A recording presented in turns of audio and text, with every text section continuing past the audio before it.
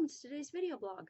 For today's video blog, I'm going to do part 6 of a look at my keeper shelf, a ongoing series where I show you the books that have earned a place on my keeper shelf there in the middle, and that goes all the way down to the floor.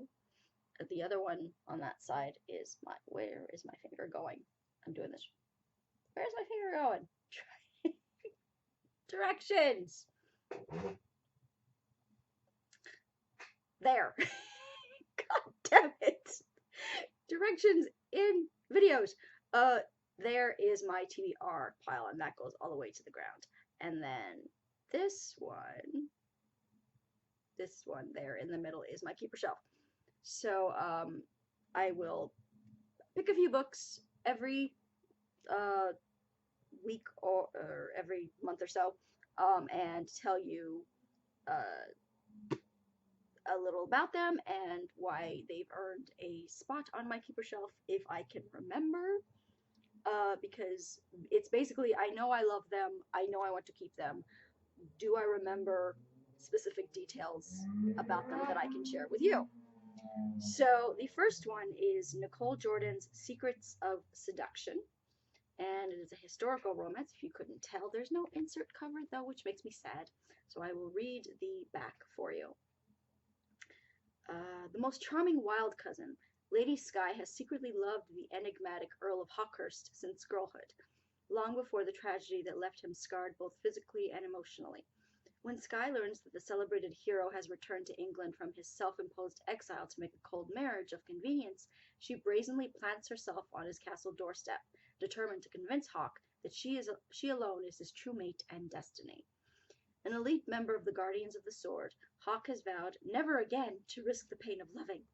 But that's before he deals with the most enchanting and annoyingly persistent seductress he's ever encountered. One night of blazing passion leaves him impossibly torn. Will Hawk choose duty over love, or will he open his heart and let Skye's healing light penetrate his darkness? I remember I loved this book. That's all I remember. So yeah, Nicole Jordan, she writes, she writes like sexy, like really, really hot historical romances. Before sort of there was this explosion of pretty much erotica in historical romance. She wrote that sort of sexy, really hot historical romance that sort of pushed the bounds into erotica. I would definitely recommend any of her books, and this one most definitely as well. Let's see if I can do. Oh, stuff is falling. Hang on. Okay. The next one is The Tea Rose by Jennifer Donnelly, and I read this before I learned that it's like a series, and that I think the next one is like White Rose or something like that. But it's one of those British kind of historical books that I really, really loved so much. Let me just read the back for you. East London, 1888, a city apart. A place of shadow and light where thieves, whores, and dreamers mingle, where children play in the cobbled streets by day, and a killer stalks at night. Where bright hopes meet the darkest truths. Here, by the whispering waters of the Thames.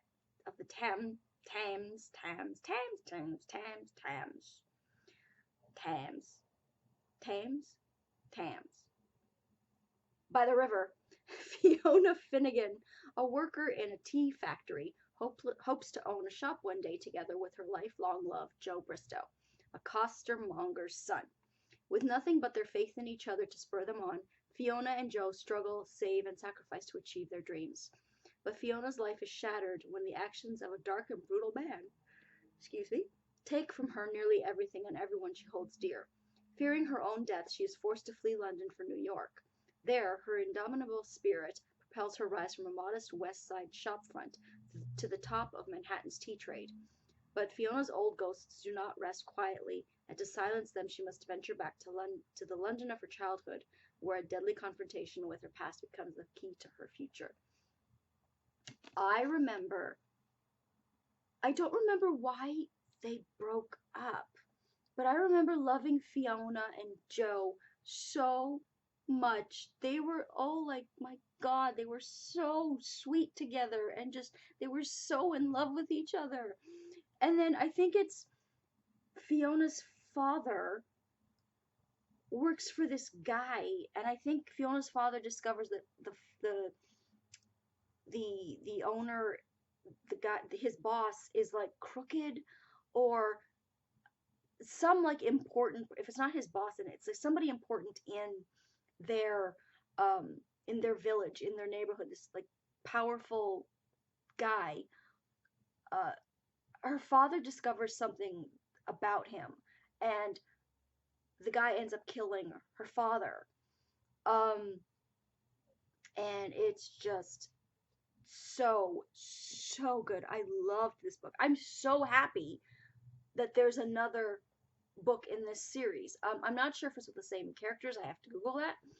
I don't remember at this point, but The Tea Rose by Jennifer Donnelly. I loved this book so much. I totally recommend it.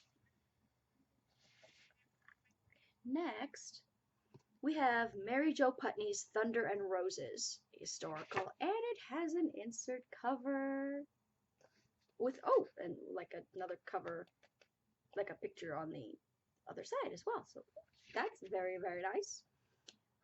Let me read the back for you. Passion's Bargain. They call him the Demon Earl. They said he could do anything. Son of a rogue and a gypsy, Nicholas Davies was a notorious rake until a shattering betrayal left him alone and embittered in the Welsh countryside. Desperation drives quiet schoolteacher Claire Morgan to ask the Demon Earl to help save her village. Unwilling to involve himself in the problems of others, Nicholas sets an impossible price on his aid, only if Claire agrees to live with him for 3 months. Letting the world think the worst will he intervene. Furiously, Claire accepts his outrageous challenge and finds herself drawn into a glittering Regency world of danger and desire. As allies, she and Nicholas fight to save her community. As adversaries, they explore the hazardous terrain of power and sensuality. And as lovers, they surrender to a passion that threatens the very foundation of their lives. This book, oh my God, I think I like Mary Jo Putney's books, but they've never really there hasn't been one that I've loved and just before this one. I love this book so much. The scene where pretty much right in the beginning, I think, where his mother either she can't afford to keep him or some such, and she has to give him to his father or his grandfather to raise, because I think the father died or something. So she has to give him, I think, to the grandfather, and then the mother has to leave him. That scene was so heartbreaking. Oh my God. And then yeah, he grows up to the grandfather, I think, tries to turn him into this gentleman. And so he grows up very hard and very cold.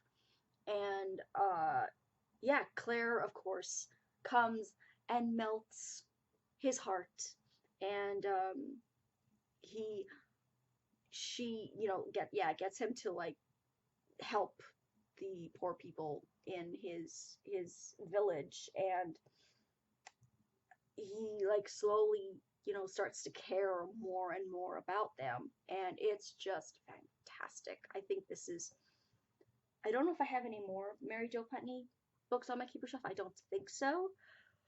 Because like I said, I liked her books, but this one is the one that just oh, I loved it so much. Next one is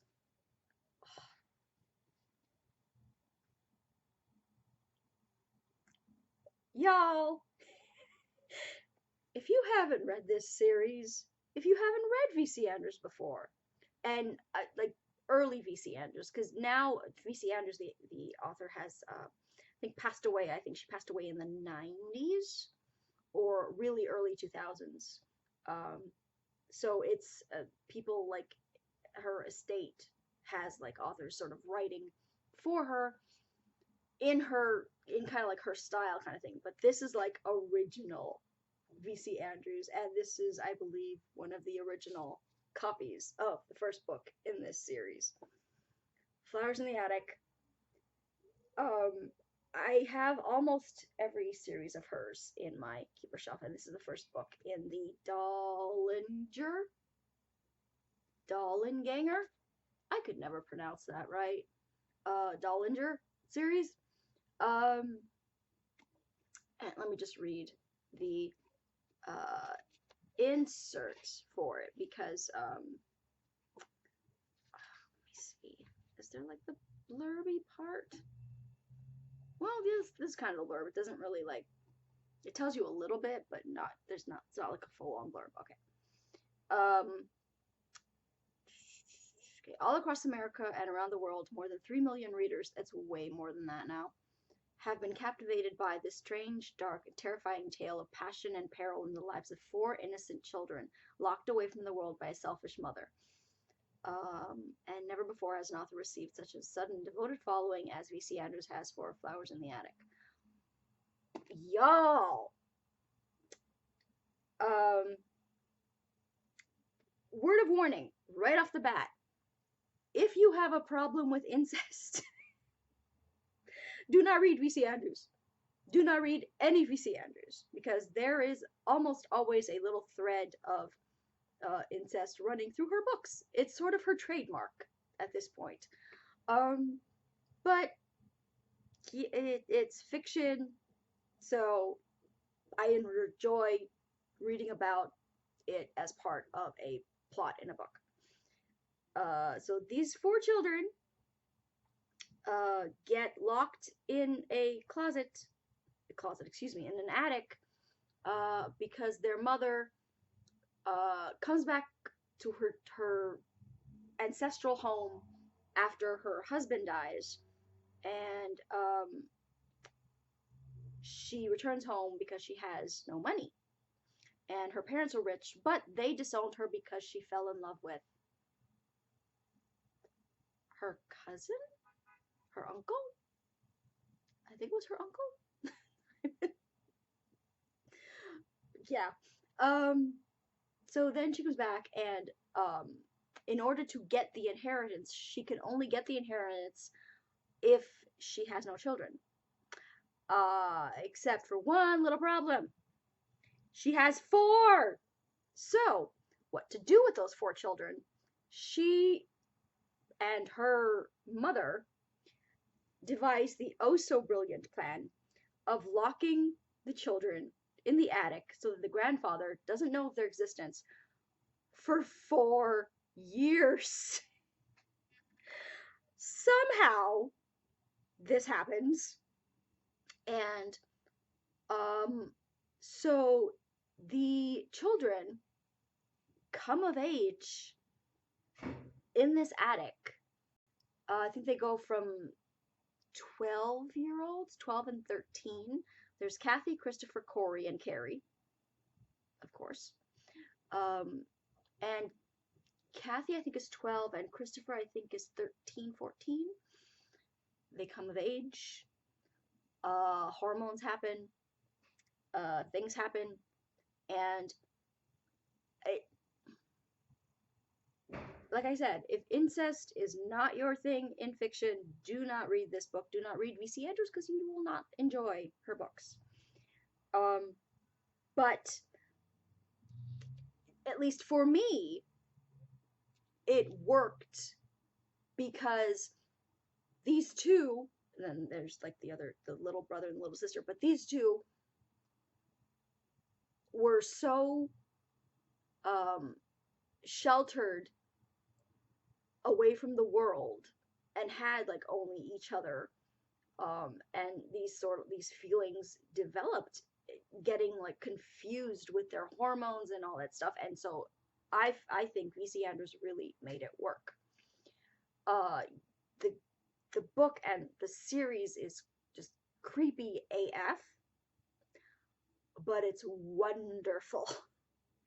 It's just wonderful. If you have not read VC Andrews, particularly her earlier stuff, uh, from like the 1980s to the 1990s. She wrote, I think, 5 or so different series. There's the Flowers in the Attic series. There's the which is the Dollinger family. There's the Cutler family with Dawn. There's the Castile family with Heaven, which Lifetime released the four or five posters for the movies that are coming this summer. I am so excited. Lifetime already did the Flowers in the Attic movies, so if you haven't seen those, oh my god, check them out. They're so amazing. The Flowers in the Attic was made into a movie in the 80s, I believe, but it I did not enjoy the 80s version. They totally like skipped over like the incest part, and the ending was completely different. Um, so that one, the movie that they made in the 80s is a tragedy with I think it was Victoria Tennant who played the mother or the grandmother in that one. Not that one. Check out the Lifetime version versions of the 4 movies they did. Flowers in the Attic, they did Petals in the Wind, they did If There Be Thorns, and they did Seeds of Yesterday. So good. Oh my god. They had the balls to go there. They went there with the incest. They went there with all the like controversial aspects of the series. I know there's people who like they didn't like the Lifetime movies, and like I'm sorry, I love them. I thought they did a fantastic job. I'm so excited for the Heaven movies that are coming out this summer. I think July. I think in the month of July they're doing the 5 books in the Heaven Castile series. So I'm so excited about that. Okay, so that was Flowers in the Attic. If you have not read V.C. Andrews' early 80s, 90s, definitely check them out. Later stuff is okay, but I don't know if it's just because I'm older now and it's sort of not the same to me. But yeah, just check out V.C. Andrews. I would start with the Flowers in the Attic series. And the last one is, I think, the first book that I ever read that had sexy times in it, Butterfly by Catherine Harvey. I loved this book. I love this book. It's that sort of glitzy, rags to riches girl, like, goes through so much in like her young life and then becomes the successful woman who takes revenge on the person who hurt her, and just, oh my god. I think there was a sequel. Yeah, the sequel was called Stars, and it's her name, I believe, was Rachel. I think the heroine's name, I think, is Rachel, and I think she has a sister that she learns about later called Philippa, and I think Philippa is the star of Stars, is the heroine in Stars. Rachel, I believe, is the heroine in Butterfly, and it's either she runs away from home, and sorry if I'm frozen there. My screen just kind of went to sleep on me. And she meets this guy who promises to take care of her, and instead wants to turn her into a hooker. So she ends up getting pregnant, and he, gets mad at her, and I think she loses the baby. I'm not 100% sure. Hopefully I'm not still frozen for you guys, because I'm frozen on my screen. She loses the baby, I believe, and then she decides that she's going to take revenge on him. He is just this sleaze bucket who becomes this TV evangelist guy and becomes all successful and just so beloved by like millions.